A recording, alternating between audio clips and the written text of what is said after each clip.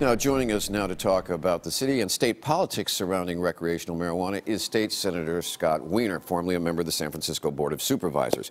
You know, from the time that we invited you to come on the show to this morning, we've had the state issue its guidelines. And it was a surprise, at least to many, that they said big grows are okay. Yeah. I mean, during the campaign, there was these reassurances that it wasn't going to be corporate, that we weren't going to have big plantations moving into the state, and it was going to be small growers that benefited from this. This is an instant reversal. Your reaction? Yeah, I was disappointed to see that decision. The last thing we need is to start displacing all of the California small farmers who have been growing cannabis for decades and now finally can do it legally, and then to have the big guys come in with these massive farms and flood the market.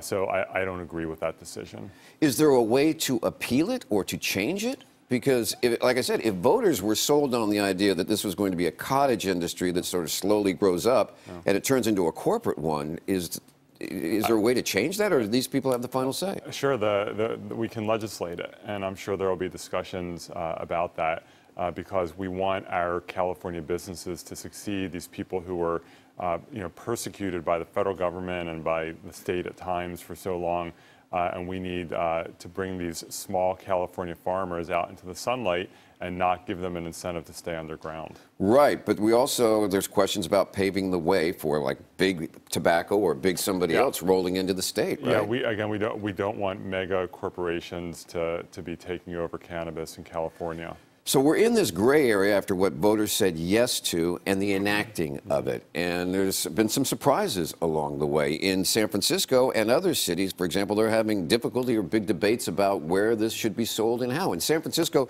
one of the big questions is how close should it be to schools, and should it be around child care centers, and whether or not neighborhoods should be allowed to say no. Yeah, so we all want to have good regulation in San Francisco and good zoning. We don't want the Wild West. None of us wants the Wild West. But the problem is that some of the rules and restrictions that the Board of Supervisors is considering would go to the opposite extreme and effectively ban all new cannabis businesses in San Francisco. The voters of San Francisco voted 74% to legalize adult use of cannabis. And so we want to take a balanced approach, have good zoning. We want to have a buffer, the 600-foot buffer around schools. We don't want to have clustering. And so you can do that without wiping out the industry. Now, one of the tug of wars here is, like in San Francisco, we have 46 licensed either brick and mortar stores or delivery services. How many do we need? I mean, we're only 48 square miles. Right. Well, that's why we want to have zoning in place that includes anti-clustering, where they have to be spaced out. We don't want to have an infinite number of these businesses. So you can do that without killing the industry. And we need to strike the right balance. And I am an optimist. I think the Board of Supervisors is working to get it right. But some of the ideas that we've heard would almost totally prohibit new cannabis businesses in San Francisco. That's not what the voters intended. But why do we need new? If we have 46, and I understand the voters said yes to doing it, but on the other hand, they may be saying, well, we don't want corporations moving in. We don't want this being... This isn't about corporations. This is about really small businesses.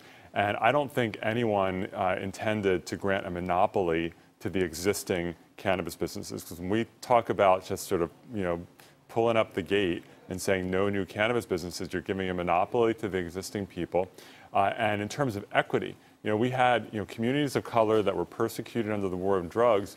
We want people who were persecuted by this war on drugs to be able to now open legal businesses, and this would ban them from doing that. It's just not okay. Or it would put it on hold until you worked out the rules there. Well, we've had plenty of time to work out the rules. But they haven't so far, just like we had the rules in Sacramento that are a little surprising to everybody. Yeah. But a lot of this comes down to the cannabis industry. You and others are advocating it is an industry that will bring jobs and money to California and to cities like San Francisco. On the other hand, we say, then if the corporations get in, it will bring too much in. How are you going to balance that out since the rules go into effect January 1st? Yeah, this is an industry that creates blue-collar jobs, in a city where it's sometimes hard to get by if you don't have an advanced engineering degree. And so these are good jobs, and we want them. And we also want to make sure that the industry, has a robust small business, mid-sized business component, and that it's not just taken over by mega international corporations. Well, we'll see how that works out, because come January 1st, the rules come in, then you'll go up to, I guess, Sacramento and try to rework the rules. State Senator Scott Wiener, I want to thank you for joining us this morning.